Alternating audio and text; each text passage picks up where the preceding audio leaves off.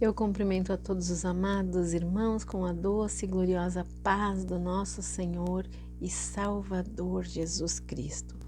Continuamos aqui a nossa meditação, nosso estudo hoje no capítulo 23 do livro de Deuteronômio. Vem comigo. Nenhum homem castrado que tenha esmagado os testículos ou amputado o órgão genital poderá fazer parte do povo de Deus. Nenhum filho bastardo nascido de união ilícita fará parte da congregação de Deus. E seus descendentes também não poderão entrar na Assembleia do Senhor até a 10ª geração. Nenhum amonita ou moabita até a 10ª geração fará parte do povo de Deus, o Senhor. Eles deverão permanecer de fora, pois não foram ao vosso encontro com pão e água quando caminhavam após a saída do Egito, e porque subornaram Bilã Beor, Balaão, filho de Beor, para vir de Petor, em Aram-Naharaim, na Mesopotâmia, com o propósito de proferir maldição contra o teu povo. Entretanto, o Senhor teu Deus não quis dar ouvidos a Balaão, e o Senhor teu Deus transformou a maldição em bênção a teu favor, pois o Senhor teu Deus te ama. Portanto, enquanto viveres, jamais favorecerás ou estabelecerás um tratado de amizade com estes povos pagãos.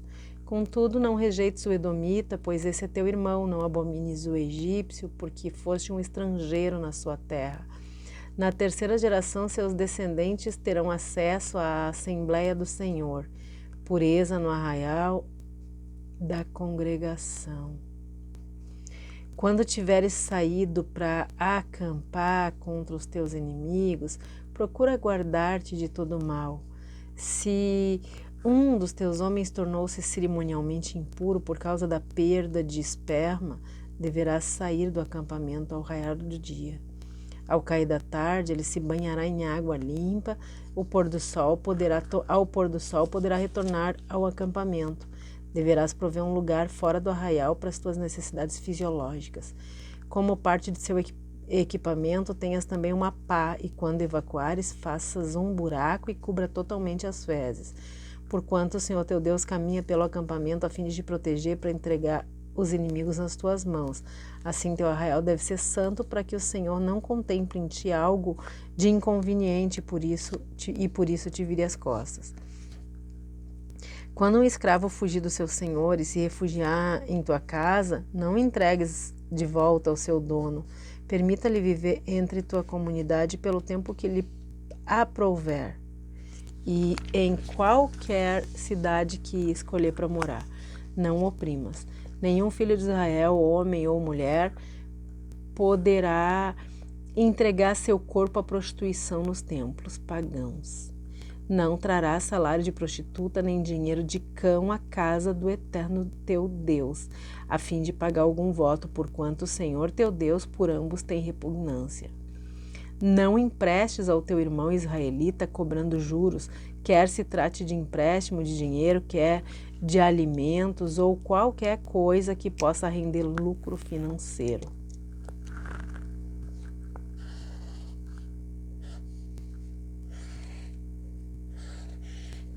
Entretanto, poderás fazer empréstimo cobrando juros do comerciante estrangeiro, mas não do teu irmão israelita, para que o Senhor teu Deus abençoe todo o empreendimento da tua boa mão na terra em que estás herdando, para dela tomares posse.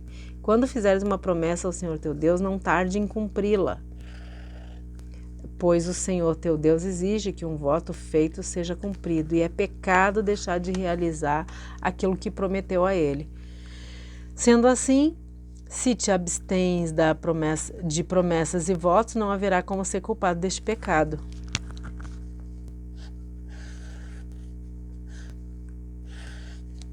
Contudo, faça todo empenho para cumprir tudo o que os teus lábios prometerem, considerando que, com tua própria boca, ofereceste voluntariamente tua palavra e teu voto ao Senhor Deus. Quando entrares na vinha do teu próximo, poderás comer à vontade até ficar saciado. Todavia, não acumules e transportes em teu cesto. quando entrares na plantação de trigo do teu próximo, poderá colher as espigas com a mão, mas não use a foice para ceifar o trigo do teu próximo.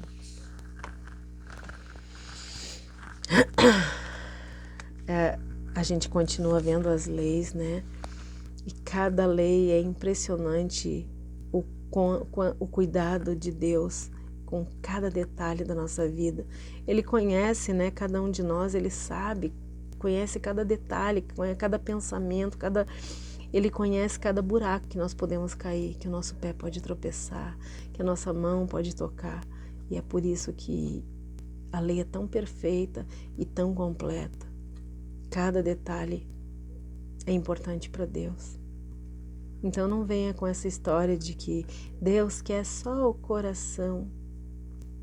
Ele se importa com cada detalhe da nossa vida, queridos. Se os princípios de Deus não regem a vida do crente em todas as áreas da sua vida, todas as áreas da nossa vida tem que ser regida pelas leis de Deus, pelos princípios de Deus. E se isso não acontece, então o crente não passa de um religioso, o que também é abominável ao Senhor. Mas o cristão de verdade, ele é reconhecido por nunca negociar um princípio de Deus. Mesmo quando obedecer a Deus, seja morrer. Nós já aprendemos que Deus se importa, né, com cada detalhe da nossa vida. Aqui nos versículos 1 até o versículo 8, os homens castrados amonitas, a primeira geração de Edomita e os egípcios são pessoas proibidas de entrar na Assembleia do Senhor. E os versículos 9 até o versículo 14, eles falam da limpeza do acampamento. É muito importante lidar corretamente com as impurezas, né? Não permitir que as impurezas entrem no acampamento. O lugar onde se habita é sagrado. Deus tem regulamentos até em relação à guerra. Se alguém não tiver purificado, não pode entrar na casa. Precisa ficar fora até ser lavado e purificado. Tem regras até sobre como agir em relação às necessidades básicas e as fezes deveriam ser enterradas. Esses rituais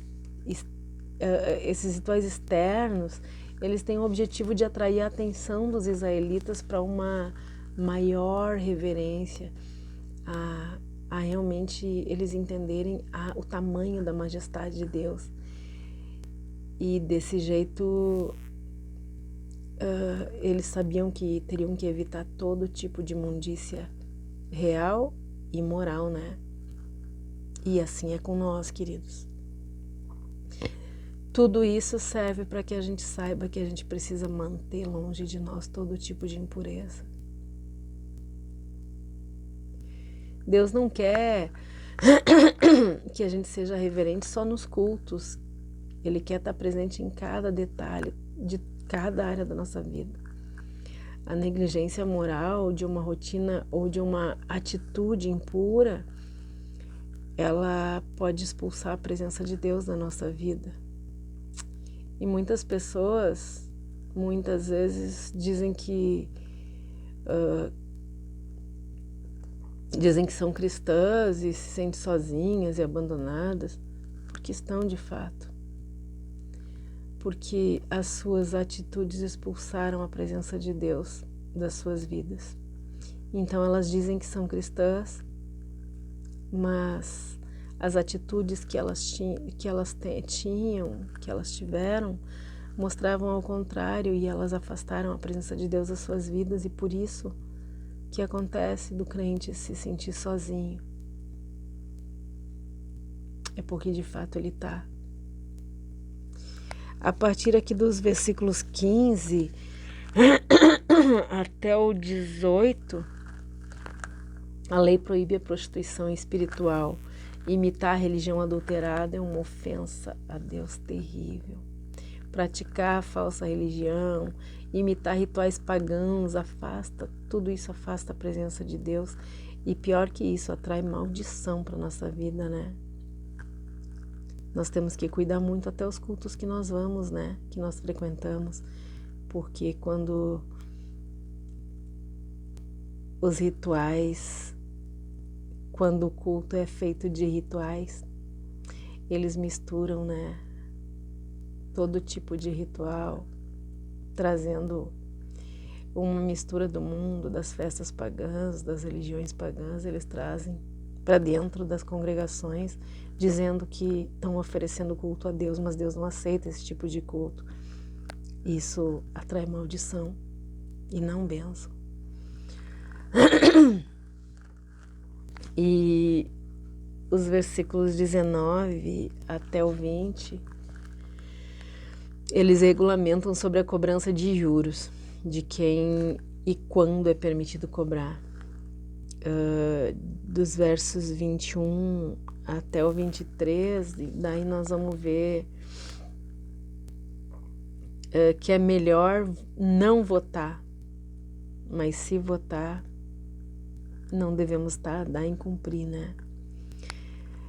Moisés explica que não peca quem não faz voto e que diante de Deus só é válido quando o voto é voluntário, né? Toda palavra que sai da boca do homem será uma bênção ou uma maldição. Toda. E Paulo resume esse ensino lá, ordenando que a palavra do cristão seja sim, sim, não, não. Explicando que o que passa disso tem procedência maligna. E depois, a partir do verso 24 até o 25, eles ensinam que é permitido comer no campo alheio, mas levar... olha só, é permitido comer no campo alheio, mas se levar qualquer coisa para fora do campo, desse campo, então é roubo. Pode comer, mas não pode tirar nada dali. Quando as nossas atitudes elas mostram na prática que o nosso interesse é a presença de Deus, nós vamos desfrutar dos milagres de um Pai zeloso, amoroso, todo protetor, todo poderoso. Nos mínimos detalhes, queridos, da nossa vida. Acreditem. Deus livra do mal, desfaz os laços do maligno. Ele ama proteger os seus filhos do perigo. Acreditem nisso. O prazer de Deus é habitar em nós e ser um só conosco para ser o nosso... Ele quer estar sempre conosco, Ele quer ser um só conosco. Esse é o prazer dele, habitar em nós para ser um só conosco. Porque desse jeito Ele vai estar sempre com nós no trabalho, nas lutas diárias. Ele vai estar vencendo as nossas batalhas, nos livrando do perigo, nos orientando em tudo, para que em tudo nós sejamos vencedores. Queridos, cada lei elaborada por Deus é uma forma de proteção para os seus filhos. Cada lei, cada princípio é só uma forma de nos proteger realmente.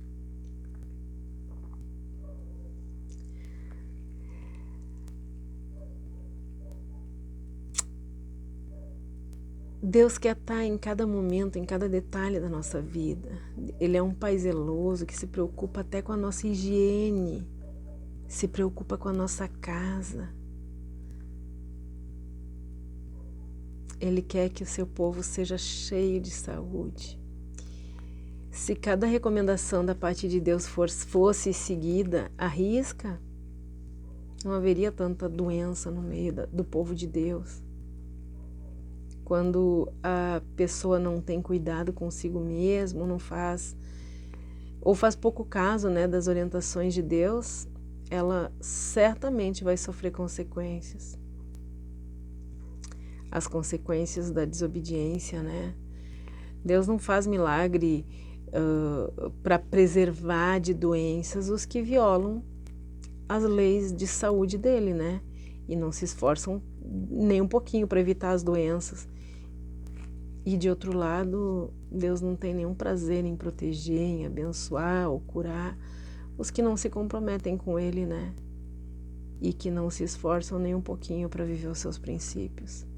Mas quando alguém se compromete com Ele, queridos, quando alguém se esforça para viver os seus princípios, acreditem, Ele protege, Ele tem prazer de proteger. Ele tem prazer de exibir os seus milagres, para que todo mundo veja que ali tem um filho do rei.